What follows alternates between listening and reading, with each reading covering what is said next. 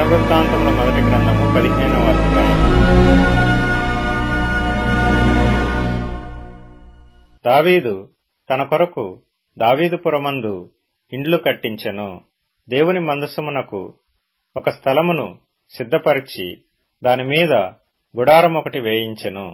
మందసమును ఎత్తుటకును నిత్యము తనకు సేవ చేయుటకును యెహోవా లేవీయులను ఏర్పరచుకొనెనని చెప్పి, వారు తప్ప మరి ఎవరునూ దేవుని మందసమును ఎత్తకూడదని దావీదు ఆజ్ఞ ఇచ్చెను.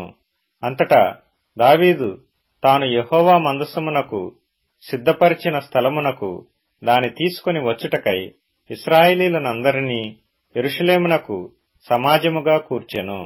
అహరోను సంతతి వారిని, లేవీయులైన కహాతు సంతతి వారి అధిపతియగు ఊరీయేలును, వాని బంధువులలో 120 మందిని, మెరారీయులలో అధిపతి అయిన అశాయాను, వాని బంధువులలో 220 మందిని, గెర్షోను సంతతి వారికి అధిపతియగు యోవేలును, వాని బంధువులలో 130 మందిని, ఎలీషాపాను సంతతి వారికి అధిపతియగు షమయాను, వాని బంధువులలో 200 మందిని, హెబ్రోను సంతతి వారికి అధిపతియగు ఎలీయేలును, వాని బంధువులలో 80 మందిని, ఉజ్జీయేలు సంతతి వారికి అధిపతియగు అమీనాదాబును, వాని బంధువులలో 112 దావీదు సమకూర్చెను.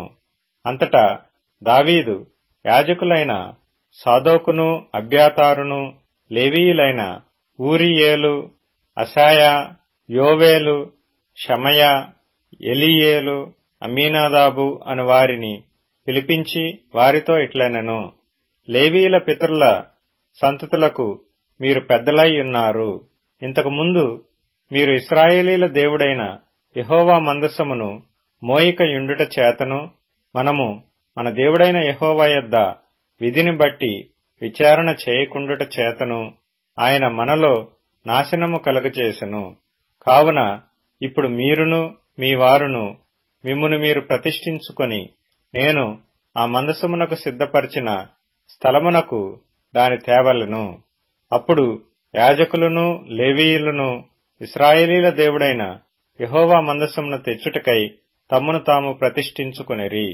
తరువాత లేవీయులు యెహోవా సెలవిచ్చిన మాటను బట్టి మోషే ఆజ్ఞాపించినట్లు దేవుని మందసమును దాని దండెలతో తమ భుజముల మీదికి ఎత్తికొనిరి.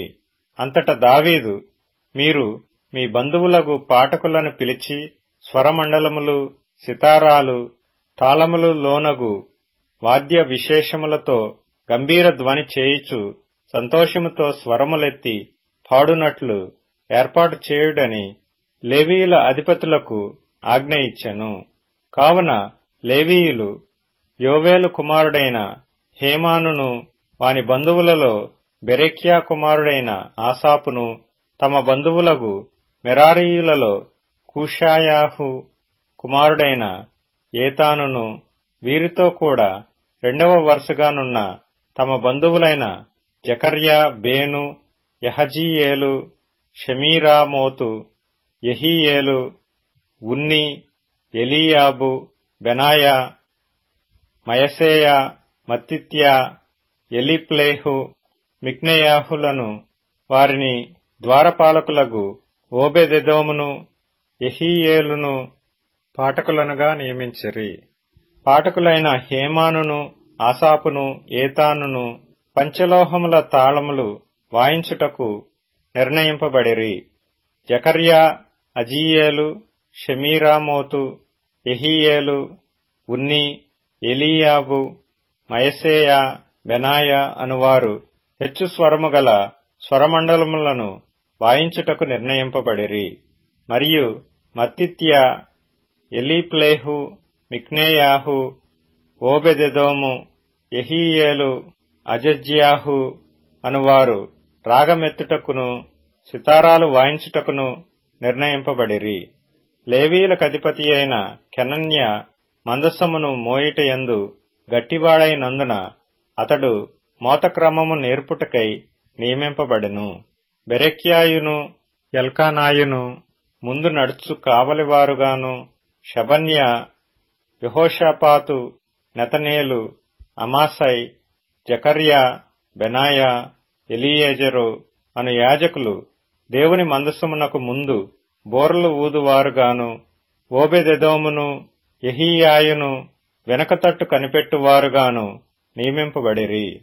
దావీదును ఇశ్రాయేలీల పెద్దలను సహస్రాధిపతులను యెహోవా నిబంధన మందసమును ఓబెదెదోము ఇంటిలో నుండి తెచ్చుటకై ఉత్సాహముతో పోయిరి. యెహోవా నిబంధన మందసమును మోయు లేవీయులకు దేవుడు సహాయము చేయగా వారు 7 కోడెలను 7 గొర్రె పొట్టేళ్లను బలులుగా అర్పించిరి. దావీదును మందసమును మోయు లేవీయులందరూ పాటకులను పాటకుల పనికి విచారణకర్తయగు కెనన్యాయును సన్నపు నారతో నేయబడిన వస్త్రములు ధరించుకొనియుండిరి. దావీదును సన్నపు నారతో నేయబడిన ఏఫోదును ధరించియుండెను. ఇశ్రాయేలీలందరూ ఆర్భాటము చేయుచు కొమ్ములు బోరలు ఊదుచు తాళములు కొట్టుచు స్వరమండలములు సితారాలు వాయించుచు యెహోవా నిబంధన మందసమును తీసుకొని వచ్చిరి. యెహోవా నిబంధన మందసము దావీదుపురములోనికి రాగా సౌలు కుమార్తె అయిన మీకాలు కిటికీలో నుండి చూచి రాజైన దావీదు నాట్యమాడుటయు వాయించుటయు కనుగొని తన మనసులో అతని హీనపరచెను.